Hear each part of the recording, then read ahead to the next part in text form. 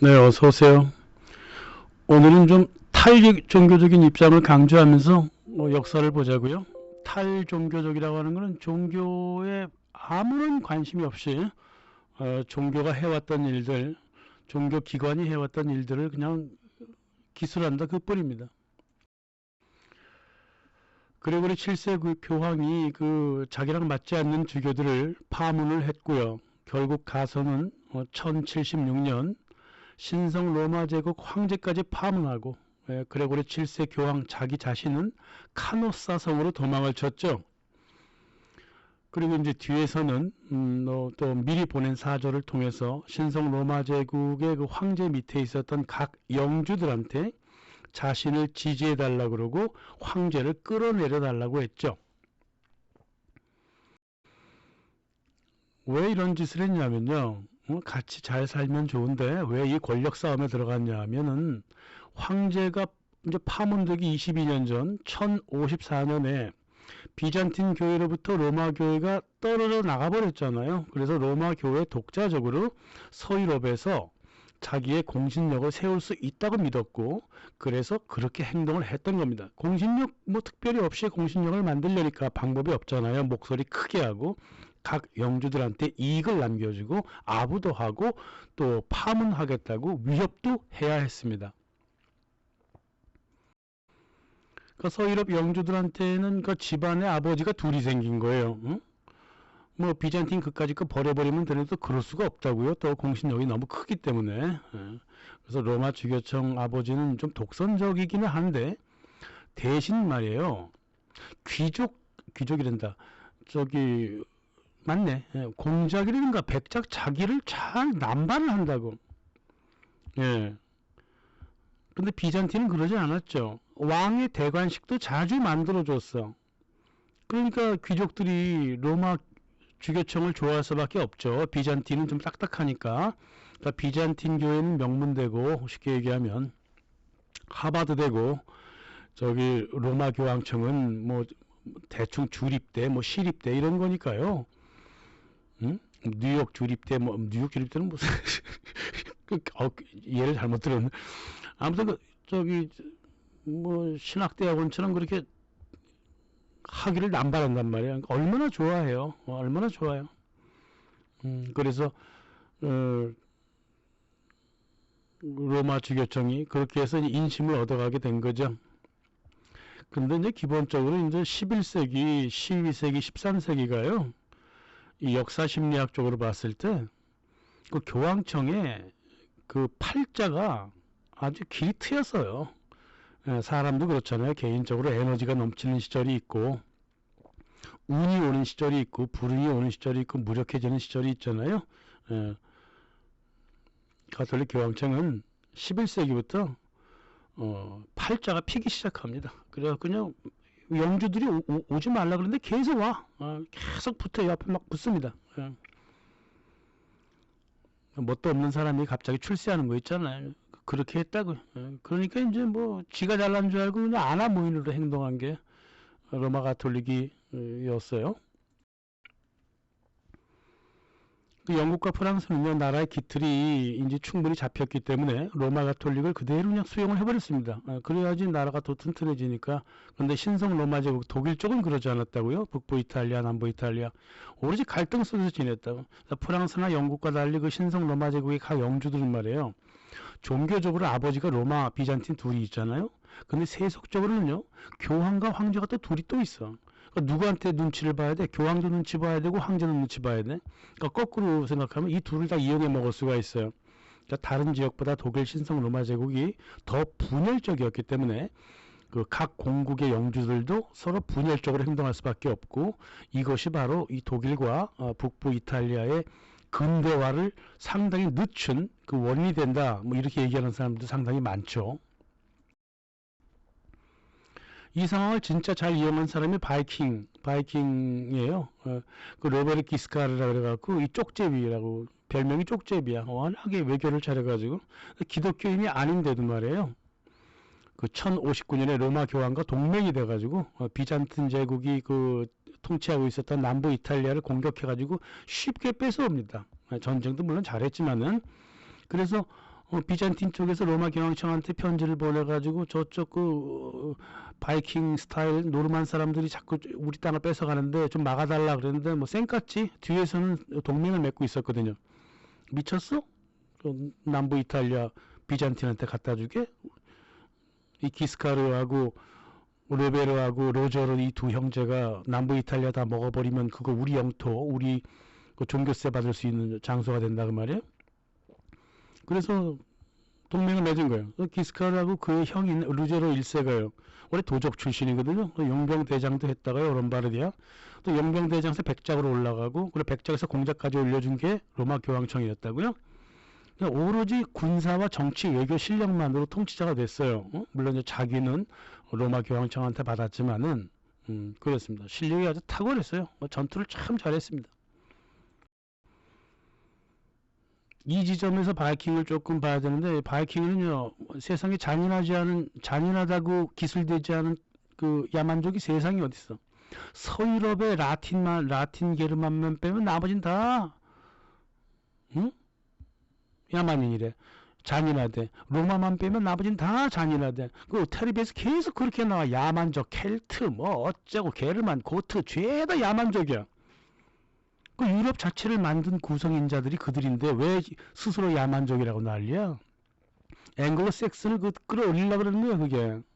근데 바이킹이 말이야 노르망디에 들어와서 노르망디 왕국을 만들고 공국을 만들고 영국에 들어가서 왕조를 만들어버리고 이탈리아에서 백작이 돼버렸는데 이 도끼만 휘둘러갖고 그게 가능합니까? 바이킹은 EQ가 높아요. 문맥을 잘 본다고요. 응? IQ는 문을 보지만 EQ는 문맥을 본다고. 응? 그 환경을 잘 살핀다고요. 그래서 생전 처음 보는 교황하고 동맹을 맺을 만큼 개방적이었고 응? 바이킹은 외교를 굉장히 잘했지만 또 충성도 의리도 굉장히 잘 지켰다고. 비스마르크랑 좀 비슷하죠. 그래서 이 기스카르, 로베르 기스카르 그리고 루제로 1세 그렇게 살아왔습니다. 루제로 1세 아들 루제로 2세가 이제 시칠리아 왕국을 이어받는데요. 루제로 2세는 굉장히 그런 사람이었어요. 똑똑한 사람이었습니다. 감성도 풍부하고 신뢰도 있던 사람이죠. 1130년에 루제로 2세가요. 아나클레토스 2세한테 대관을 받고 시칠리아 왕이 됩니다. 그 당시에요. 교황 선출 싸움이 있어갖고 8년 동안 싸움이 있어갖고 이 유대인 출신이라 그래갖고 아나클레토스 2세가 좀 밀려나고 있었고요. 그 영국, 프랑스, 신성 로마 제국은요. 아나클레토스가 유대인 교황이라고 싫다 그러면서 이노센트 2세한테 붙어갖고 밀어줬다고. 그러니까 교황이 둘이 된 거예요. 둘이 돼가지고 서로 티격태격 싸웠다고요. 근데 시칠리아의 왕인 루제로 2세는 어떻게 자기한테 대관식을 해준 아나클레투스 2세한테 붙어야 되는데 아나클레투스 2세가 계속 밀리고 있잖아. 이노센트 2세한테. 그래도 절대 배신하지 않고 아나클레투스 2세를 지지했습니다. 아나클레토스 2세가 죽을 때까지 충성을 원했습니다. 이게 루제로 2세가 말이에요. 자기 삼촌하고 아버지처럼 허세라는 게 없어요. 오로지 실력만 가지고 붙었다 그 말이에요. 원래 실력이 있으면요. 의리가 있어요. 신뢰가 있습니다. 실력이 없으니까 이리 붙고 저리 붙고 그렇죠.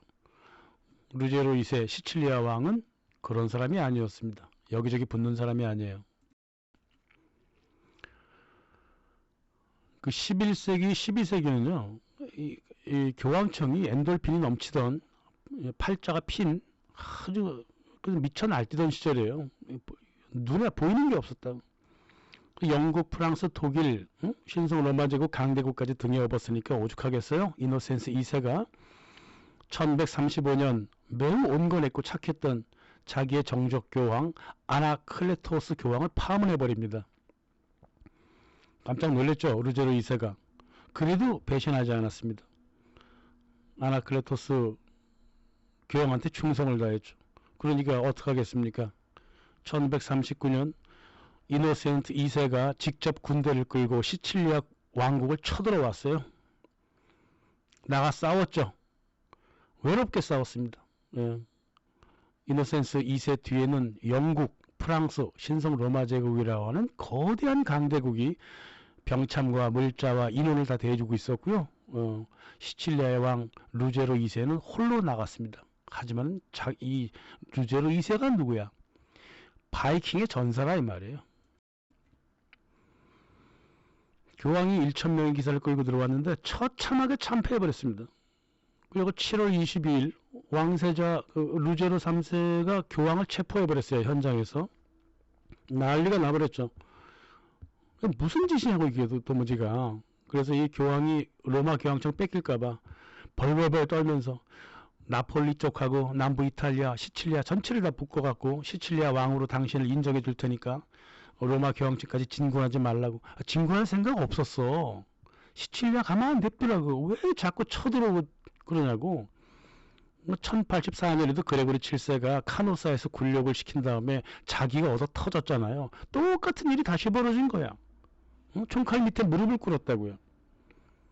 두 번째 벌어진 거야. 실수를. 두 번이나 한 거죠. 그래서 큰 틀에서 본다면 12세기 초에 루제로 2세가 시칠리아를 독립시켜버린 거, 종교적으로 독립시켜버린 거는 키예프 러시아가 첫 번째로 독립했죠. 가톨릭으로부터. 신성 로마 제국이 두 번째로 독립합니다. 원래 서로도 대판 싸우다가 서로 협상했어요. 신성 로마 제국은 교황청이랑 협상해갖고 이 권리는 네가 갖고 이 권리는 내가 갖고 그랬다고. 근데 시칠리아 왕국은 총칼로 무릎을 꿇혀버렸잖아. 그죠? 세 번째가 되는 거예요. 유럽 국가로서 로마 교황청의 영향으로부터 벗어나버린 그 세 번째 나라가 시칠리아고 네 번째가 영국, 다섯 번째가 프랑스예요. 근데 참으로 웃기는 건 말이에요. 이 가톨릭 교황청의 그 영향력으로 벗어난 나라들은요, 당대 최고의 문명 국가로 자라났다는 거예요. 참으로 독특하죠. 사람들은 그런 말을 합니다. 이 가톨릭 국가의 지배를 받는 나라들은 죄다 후진국 아니냐? 아니에요. 그 가톨릭 국가에 대적해서 이길 만큼의 힘을 원래부터 갖고 있었기 때문에 그런 거지. 꼭 가톨릭이 뭘 만든 건 아니죠. 그 프랑스는 안 그래요? 프랑스도 뭐 오랫동안 가톨릭이었지만 강대국인 때가 많았잖아요. 스페인도 그랬고요. 자꾸 그렇게 얘기하는 사람들이 있어. 특히 개신교도 사람들이 그렇게 얘기를 하더라고요. 그건 역사를 모르는 소리예요. 물론 어느 정도 또 그런 건 없지는 않아요. 왜냐하면 그 가톨릭 그 사회라고 하는 게 좀 자급자족적인 게 있거든. 그 자급자족적으로 바깥으로 안 튀어나가잖아. 그러니까 해외 무역에 그렇게 큰 관심이 없을 수는 있어요. 하지만은 가톨릭만 들어오면 나라가 이상해지더라. 이런 말을 그렇게 함부로 얘기하면 안 되는 거죠. 아무튼 간에 교황청의 영향력만 좀 피해가면 되는데 그 교황청이 문제예요. 가톨릭이 문제가 아니라 교황청이 문제라고.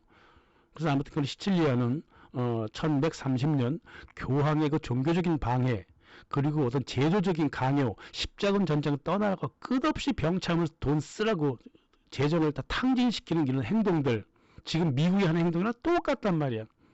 그로부터 독자적으로 나가버린 게 시칠리아였습니다. 당시 교황의 그 가톨릭 권위에 억눌리던 서유럽은요, 야만색이었어요. 야만이라고, 야만. 그 교황청은 말이에요, 스페인 이슬람 왕조로부터 넘어왔던 그 유클리드 기하, 아리스토텔레스의 형이상학 물리학, 논리학, 응? 또 이슬람 의학, 또 이슬람 세계의 그 아리스토텔레스라고 하는 이븐 루시드, 아베로스라고 그러죠. 이 법학 모두 금지시켜버렸어요.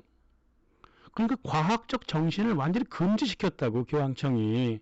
그러니까 그런 말이 나올 수밖에 없는 거예요. 가톨릭의 영향이 큰 나라는 과학적 정신도 부족하고 뭐 이런 얘기들이 자꾸 있는 거란 말이에요. 근데 이 실제로 교황이 그렇게 행동을 했기 때문에 그래요.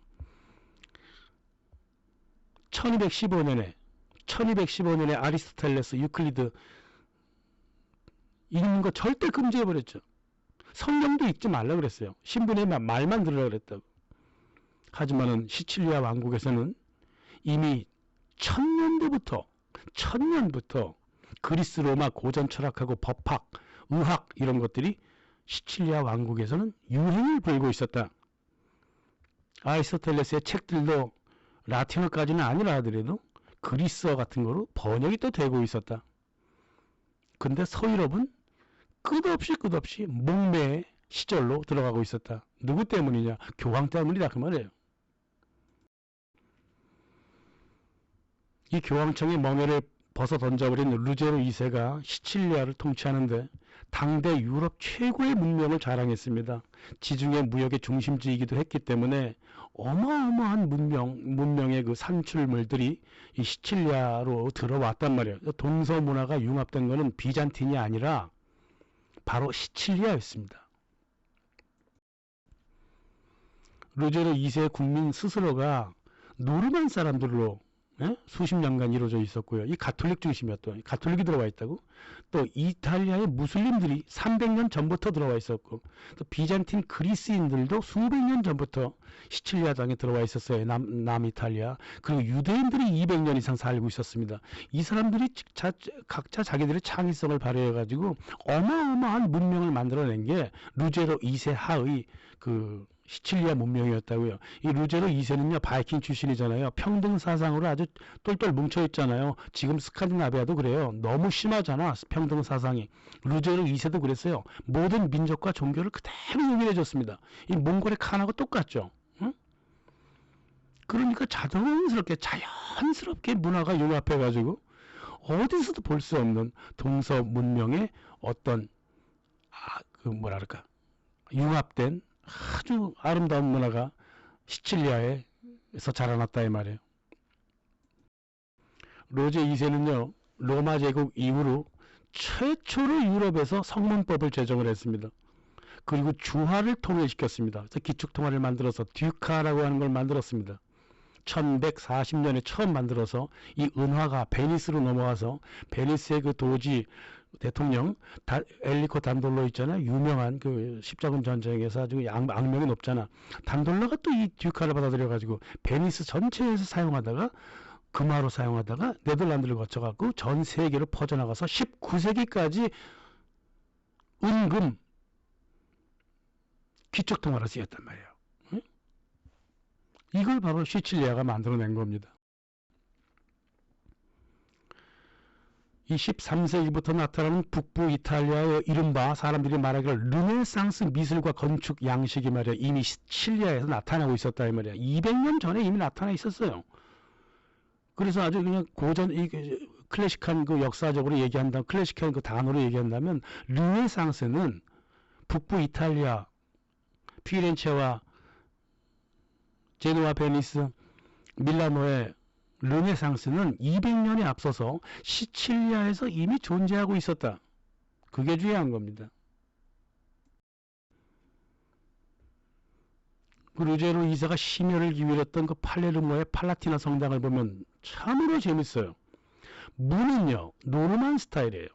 바이킹 스타일이라고요. 기둥은 북부 아프리카 사라센에서 갖고 왔어.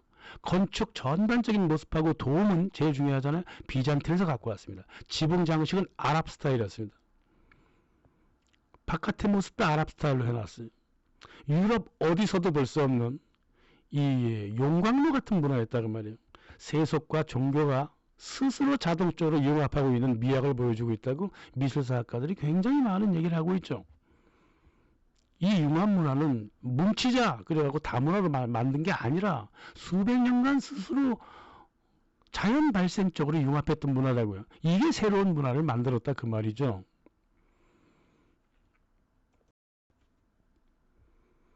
당시 이슬람 장인들은요 철을 녹이는 게 아니라 자르고 조각하는 기술까지 가지고 있었다고 그렇게 알려져 있다고. 도무지 믿어지지 않지만 아무튼 그렇게 기술이 탁월했다고 알려져 있고 그렇습니다. 이 융합 문화가 노르만 시칠리아 왕조가 끝날 때까지 계속됩니다. 이 시칠리아 노르만 바이킹 왕조가 끝나니까 나라가 이제 독일 신성 로마 제국으로 넘어가거든요. 루제로 2세가 아들이 없었어. 그래서 딸을 독일 신성 로마 제국과 결혼시켰습니다. 참 촌놈이 도시의 아가씨랑 결혼한 거죠. 그래서 시칠리아 왕국이 신성 로마 제국 일원이 되어버렸단 말이에요. 그래갖고 이 시칠리아의 찬란한 그 독자적인 문명이 서유럽으로 소문이 들어가고 막 넘어가고 있었다고요. 그리고 이미 신성 로마 제국에 이제 일원이 돼버렸으니까 시칠리아를 방문했던 그 성직자들, 신성 로마 제국의 영주들, 여행객들, 시칠리아를 보고 경이감에 빠졌다 그러잖아요. 그래서 서유럽 사람들이 그렇게 탄성을 질렀던 시칠리아의 문명을 교황은 깡그리 무시해버리고 이 기회에 시칠리아를 가톨릭의 또 다른 전진기지로 만들려고 공작에 들어갔던 게 바로 교황청이었어요. 이 11, 12, 13세기 십자군 전쟁, 그 교황권 투쟁 난장판이 돼버렸지 서유럽이요. 그리스 고전 철학 완전히 금지되고요. 성경 읽는 것도 금지가 돼버렸어요. 시칠리아만 번성했습니다. 스페인 조금 빼고, 스페인은 뭐 이슬람이니까 그렇다고 치고, 시칠리아는 겉으로는 가톨릭이잖아요. 근데 그럼에도 불구하고 루제로 2세가 시칠리아의 왕국을 교황청으로부터 분리시켜버렸기 때문에 아무리 가톨릭이라 하더라도 독자적으로 융합적인 문화가 나타날 수 있었다고요. 미셸 파스트라가 그랬잖아요. 13세기만큼 엉망진창의 시대가 없는데 그보다 더 엉망진창 시대가 17세기다. 17세기에 누가 나와요? 아이삭 뉴턴 나오고요. 데카르트 나오잖아요. 난세의 영웅이 나오는 거란 말이에요. 13세기에서도 누가 나옵니까? 완전 유럽이 쓰레기, 야만인들, 천지, 거지, 폭력의 시대에 누가 나오냐고 토마스 아퀴나스가 탄생한단 말이에요. 난세의 영웅이 나온 거예요. 그럼 토마스 아퀴나스가 어디 출신이야? 시칠리아 출신이라고요. 이 얘기 아무도 안 해줍니다. 야, 어떻게 토마스 아퀴나스처럼 가톨릭의 교리를 거의 자기 두 손으로 다 만든 사람 아니야?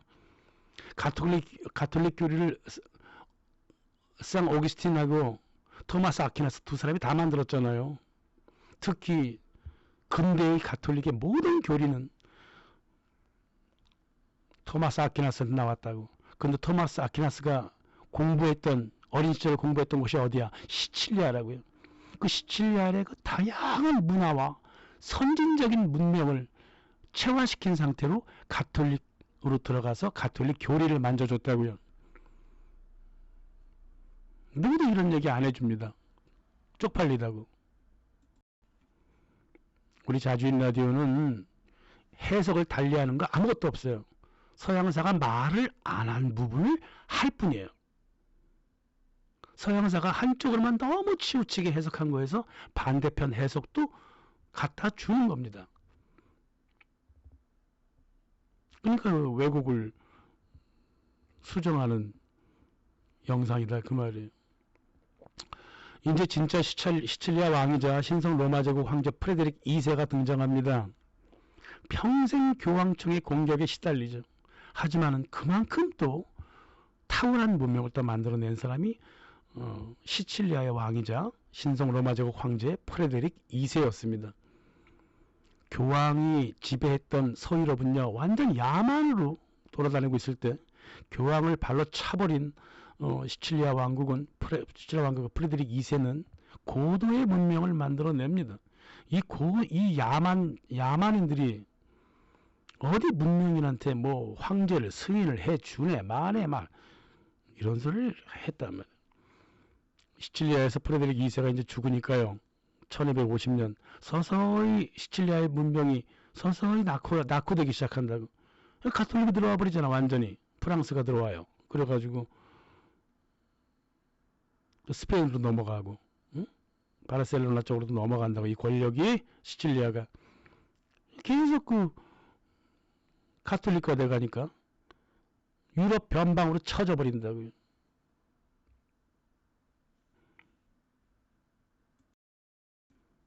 하지만 그러기 이전에 1200년대 시칠리아는 거의 세계 최고의 문명국가였습니다. 교황은요 이 문명국가 황제한테 1221년 십자군 전쟁 떠나라고 끝없이 강제했습니다. 서약까지 시켰어요. 그 당시 유럽인들이 가톨릭에 빠져 있었기 때문에 이 황제도 어쩔 수가 없었어요.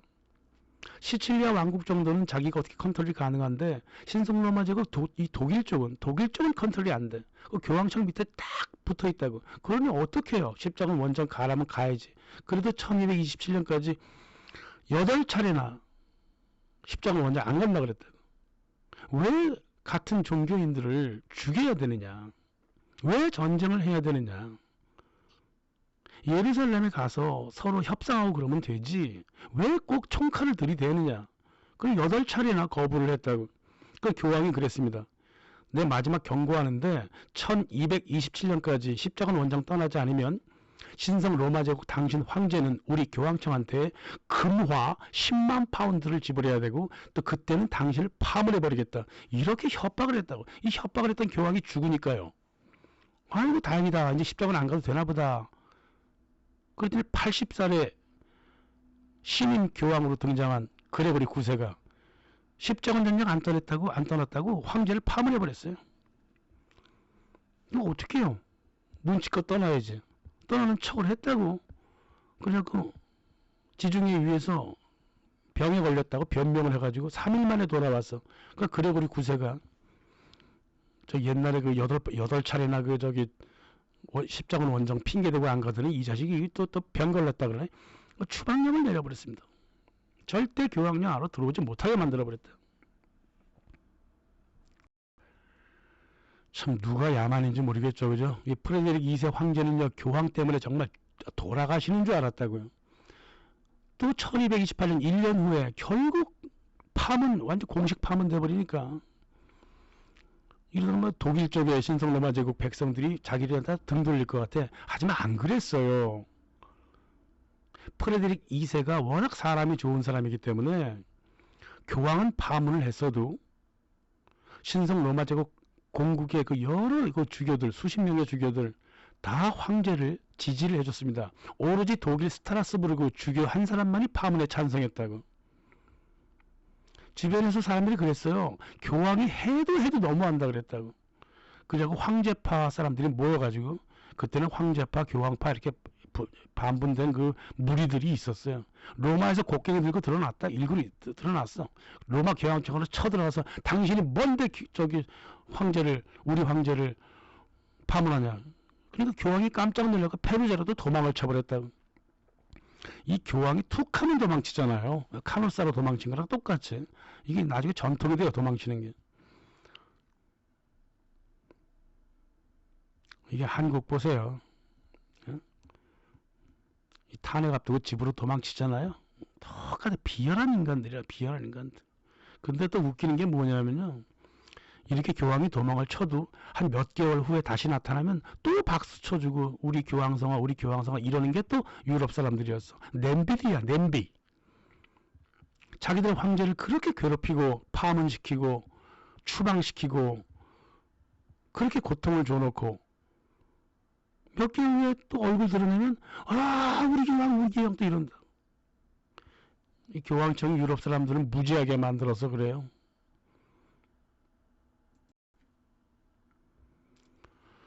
황제도 견딜 만큼 견뎠죠. 그래도 교황을 지지하는 이 무지한 백성들이 있으니 어떡해요. 떠나야죠. 그래서 1년 후에 1228년 6월 28일 예루살렘으로 원정을 떠납니다. 근데 군인이 별로 안 데리고 갔어. 전투 한 번 하지 않고. 전투는 무슨 전투. 예루살렘에 내리니까 그 당시 예루살렘을 관리하고 있던 이집트 술탄 알 카밀이 버선발로 뛰어나와서 황제를 맞이했습니다. 어서 오시라고. 그래서 교황이 하도 가라 그래서 오긴 왔는데 어떻게 하면 좋을지 모르겠다고. 그러니까 저기 이집트 술탄이 그랬어요. 아이 편지 받았어. 나도 그 말 들었어. 그 얼마나 힘들었겠어. 그 교황 때문에. 어서 들어와서 이 사태 해결을 보자. 그러니까 평화롭게 관리 조항을 만들었어요. 예루살렘은 이렇게 관리하자. 응? 산성 쪽은 내가 관리하고 뭐 예루살렘 전체 관리는 네가 맡아라. 뭐 이런 식으로 해가지고 협정을 맺었어요. 한 10년간 그렇게 해보자. 여기에 관한 내용은요. 한국에 좋은 방송이 하나 있더라고. 유라시아 로드라고요. 그 KBS에서 만들었는데 야 KBS도 저렇게 좋은 작품을 만드는구나. 조금 놀랐어요. 솔직히 얘기해서. KBS가 그래도 정신이 좀 있는 사람들이 있네. 유라시아 로드라고 아주 뭐 몇 부작을 만들었더라고요. 그 중에 7부 십자군 유럽을 잠에서 깨우다. 그거 보시면요. 요 내용이 좀 나오는데요. 그렇게 틀림없이 이렇게 방송을 하더라고요. 참고하시면 될 것 같습니다. 그래서 프레데릭 2세가 예루살렘에서 알 카밀 술탄이랑 협상 도중에 1229년 교황이 말이야, 프레데릭 황제 지금 시칠리아에 없으니까 쳐들어가지라 쳐들어와 버렸다. 한 비열한 자식 하는 짓거리가. 그러니까 프레데릭 2세가 빨리 돌아왔죠. 6월달에 빨리 돌아와서 교황 군대를 무찔렀습니다. 로마 교황청까지 진군할 수도 있었어. 근데 안 했습니다. 안 하고, 참 교황 정말 철딱성이 없구나. 그러면서 교황 군대만 쫓아내고 말았습니다. 세상에, 예루살렘으로 출장 가라 그랬더니 그 출장 간 사이에 빈집에 강도처럼 쳐들어와 교황이. 어떻게 해요? 교황 군대를 참패를 시켜버리니까 교황이 파문을 철회하고 예루살렘에서 협정한 것 인정해주고 그랬죠.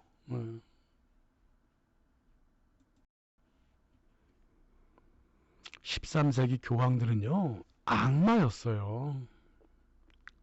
14세기에 철듭니다. 교황들이. 그래서 14세기부터 진짜 기독교인으로서 다시 태어나요. 하지만 14세기 이전에 교황들은 거의 깡패, 강도, 이런 인간들이었다. 이노센스 2세도 그랬지만 이노센스 3세가 십자군 전쟁을 또다시 불러일으키고, 그레고리 9세가 프레데릭 2세 시칠리아를 공격하고, 알렉산드로 4세가 프랑스의 이단 재판소를 열어가지고 사람들을 잡아 죽이려고 그랬다고요. 이 세 놈이 모두 안양이 출신이야. 한국 같으면은 어느 정도에 있는 거냐 하면은, 글쎄, 교황청령 바로 밑에 있으니까는 제천? 청주? 이런 출신들이, 그 정도 거리에 있는 사람들이라. 모두가 선후배 관계야. 고향 선후배야. 고향 선후배고 친척이고 그래요. 이것들이 서로 교황제를 주고받으면서 십자군 전쟁을 일으키고 종교세 뜯어내고 영주들한테 로비를 하고 신성 로마 제국 황제를 끌어내리려고 그렇게 노력을 했고, 시칠리아를 쳐들어갔고, 나중에 한 4, 50년 지난 다음에는 보니파스 8세라고 하는 아냐니 출신, 이 라치오도에 있다고, 아냐니 출신 이 교황이 또 프랑스 필립 4세한테 구테타 일으키려고 그러다가 싸대기 쳐맞고 죽었잖아요. 그 같은 고등학교 출신들이 모여가지고 권력을 잡으면 꼭 뻘짓을 하려고 그런다 이 말이야. 얘 교황도 그랬다고 말이에요. 그러다가 체포되고 고문받고 죽고 그래도 좋다는 거야. 못 먹어도 뭐야. 끝없이 권력을 향해서 달려갔던 게 13세기 교황청, 그리고 황제에 대한 쿠데타, 교황청 내부에 다른 그 출신들에 대한 자가 쿠데타, 암살, 독살, 이런 것들이 150년, 200년 동안 벌어졌다 그 말이에요. 특히 이탈리아 라치오 출신, 라치오의 아나니 출신들이 가장 그런 짓을 많이 벌였다. 저주받습니다. 나중에 프레데릭 2세한테 십자군 원정 떠나라고 그렇게 강제했던 몬테카지노 수도원이 700년이 지난 다음에 미군의 공중 폭격에 의해 완전히 파손돼 버리죠. 이노센트 3세와 자기 사촌 교황 그레고리 9세, 고향이야 아냐니가 거기. 이 교황의 그 가진 그 구테타 음모를 모두 꾸민 게 아냐니에서 벌어진 일이에요. 그래서 70년이 지난 다음에 1303년 같은 아냐니 출신 보니파스 8세가 교황이 필립 4세 사령관한테 싸대기를 3번 쳐맞고 3일 동안 굶어가면서 치욕을 당하게 되잖아요. 이런 치욕을 당하고 나서 성전 기사단도 해체가 돼버리고, 앞으로 교황들은 로마에 있지 말고 아비뇽으로 가라 그래서 아비뇽으로 쫓겨나 버렸잖아요. 이 비극이 벌어져 버렸다고요. 그러니까 누가 그렇게 짓고 까불고 눈앞에 보이는 거 없이 행동하래. 아주 절벽에서 떨어져 버렸잖아요. 이 로마 교황청이. 그게 아냐니의 비극이에요. 응?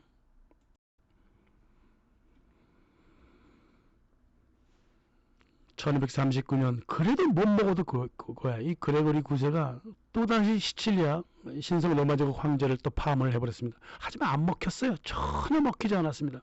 신성 로마 제국의 영주들은요, 교황을 발로 차 버려버리고 시칠리아의 문명을 서유럽으로 끌고 온 프레드릭 2세 황제를 존경했습니다. 그레고리 9세만 황제를 싫어했어요. 죽을 때까지 100살까지 살았어. 그레고리 9세.